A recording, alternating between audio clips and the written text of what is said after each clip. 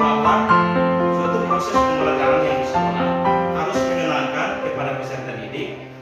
Proses pembelajaran di sekolah harus sesuai dengan apa yang disampaikan oleh Ki Hajar Dewantara. Kenapa? Supaya anak itu bisa mendapat kebahagiaan dan keselamatan dalam proses pembelajaran.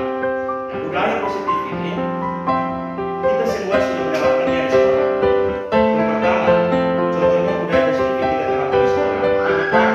Kita harus kita harus menyampaikan lingkungan. Itu salah satu budaya positif yang kita terapkan. Selain itu, ada ibadah juga setiap hari Sabtu. Itu adalah salah satu budaya positif. Upacara itu adalah salah satu budaya positif. Dan juga senam setiap hari Jumat. Kita juga menerapkan 5S. Senyum, sabar, salam, sopan, dan santun. Itu merupakan salah satu budaya positif. Nah, budaya positif ini untuk kita menerapkannya, kita memulai dari diri kita sendiri. Kita merefleksi diri kita sendiri. Apakah selama ini proses pembelajaran dan juga sikap kita, karakter kita sudah sesuai dengan apa yang diterapkan atau ditertibkan di sekolah ini atau tidak? Itu merupakan salah satu budaya positif. Kita harus merefleksikan diri kita, mulai dari diri kita sendiri, untuk merupakan salah satu target atau salah satu prinsip yang harus kita untuk mencapai tujuan pembelajaran. Yang berikut, pertama adalah mulai dari diri kita sendiri. Yang kedua, bagaimana kita bisa menerapkan disiplin positif. Kedua adalah disiplin positif. Disiplin positif ini kita harus menerapkannya. Kita harus menjadi contoh bagi peserta didik. Kenapa kita harus menjadi contoh peserta didik? Bagaimana ketika kita masuk peserta didik masuk pagi, tapi kita masuk terlambat. Contohnya, kita dapat tiket terlambat. Peserta didik datang terlambat. Kita mulai kasih hukuman. Itu yang harus kita refleksikan diri kita sendiri. Kita masuk kelas terlambat. Peserta didik sudah berkeliaran di lapangan. Kita masuk terlambat. Kemudian kita masuk di kelas. Kemudian kita mulai salahkan peserta didik. Itu adalah salah satu prinsip budaya disiplin positif yang perlu kita terapkan dalam diri kita sendiri sebagai seorang peserta didik.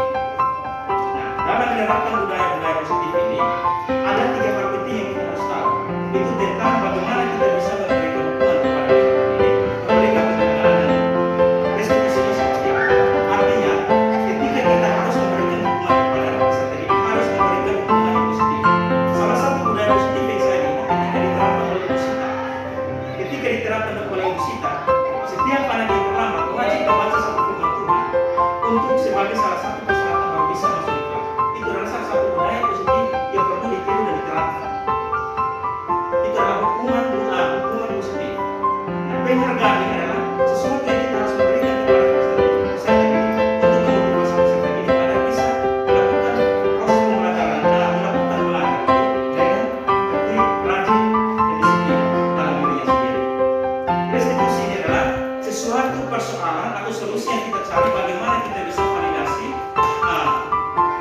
persoalan-persoalan yang terjadi di peserta didik untuk mencari jalan keluarnya agar bisa mencapai tujuan pembelajaran. Nah, 3 hal penting ini yang kita harus perlu untuk kita bisa menerapkan dalam sekolah untuk budaya positif. Yang ketiga, keyakinan kelas. Nah, keyakinan kelas adalah isi perangkat kelas yang dibuat oleh setiap guru maupun dibuat oleh guru kelas. Nah, contohnya di kesepakatan kelas kita sepakat dengan peserta didik atau wali kelas, anak wali kita, untuk bagaimana kita menerapkan budaya positif itu atau keyakinan kelas ini. Kita sepakat kalau masuk di sekolah, di kelas tidak boleh bawa HP. Masuk belajar tidak boleh keluar, harus belajar sampai selesai baru bisa keluar.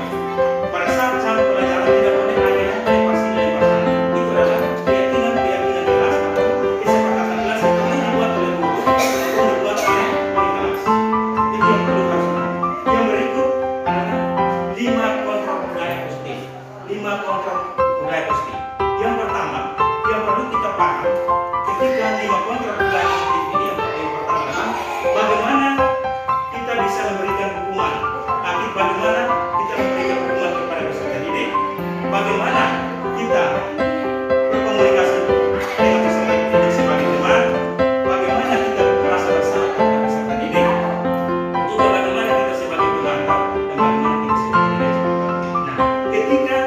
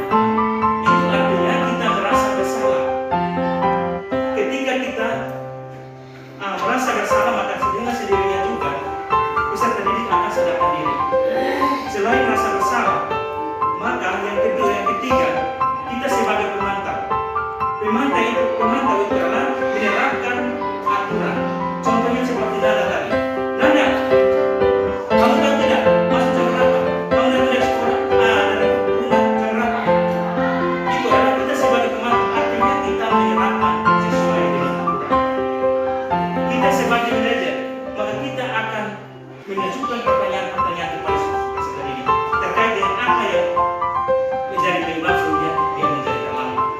Nah, hal-hal ini yang perlu kita harus lakukan. Nah, sekarang ini kita harus refleksikan diri kita. Kita di posisi mana? Kita sebagai pendukung, kita sebagai teman, atau kita sebagai pemaaf merasa bersalah, atau kita sebagai pemaaf, atau kita sebagai manajer. Masing-masing merefleksikan diri sendiri. Ada di posisi mana? Pemantau, teman, manajer, atau merasa bersalah. Seperti yang tadi saya jelaskan. Kenapa kamu terlambat? Ibu datang dari tadi pagi. Kok kamu belum datang?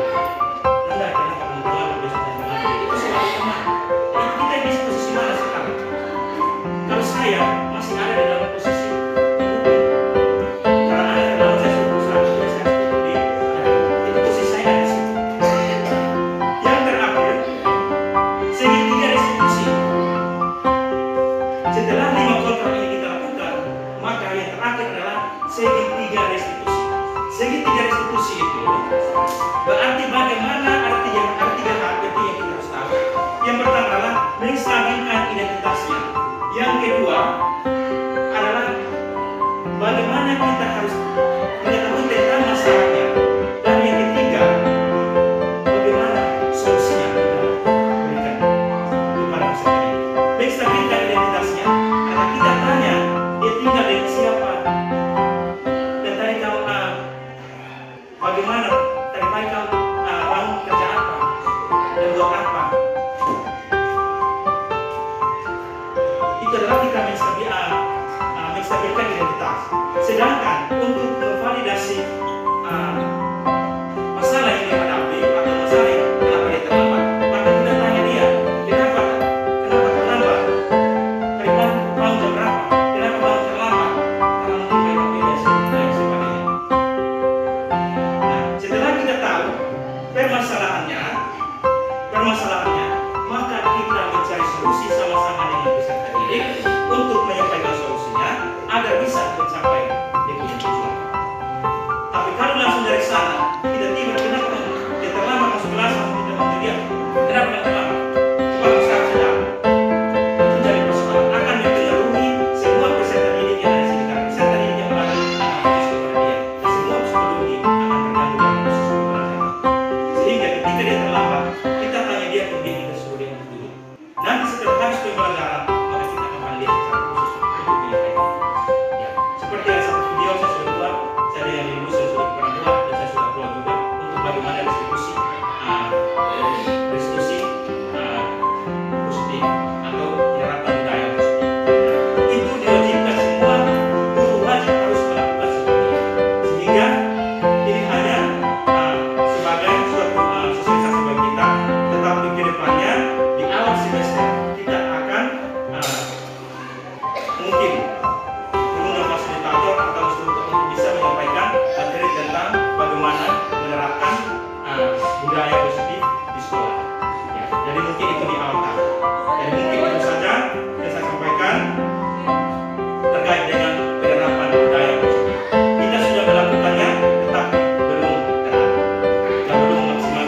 Itu yang kita refleksikan. Pertama kita merefleksikan diri, menerapkan disiplin, membuat keyakinan kelas, dan juga bagi ketika membuat keyakinan kelas, maka menerapkan 5 kontrol budaya positif. Setelah itu baru kita masuk dalam restitusi budaya positif. Restitusi positif. Ketika masuk dalam segitiga restitusi, maka di situ kita akan melibatkan orang tua juga dalam penyelesaian permasalahan dari dalam peserta didik. Demikian sosialisasi atau penyampaian kepada Bapak Guru dan penjelasannya semoga kita melakukan dalam proses pembelajaran dan juga proses pembelajaran baik guru piket maupun proses pembelajaran di dalam kelas ini bermanfaat bagi peserta didik kita. Karena kalau kita tidak menerapkan budaya positif sesuai dengan apa yang disampaikan oleh kita dari lembaga, maka akan menjadi persoalan dan tantangan yang kita hanya bertambah dengan peserta. Kita mengajar kita rasa santai, tidak akan nikmati, tapi kita akan mencapai terus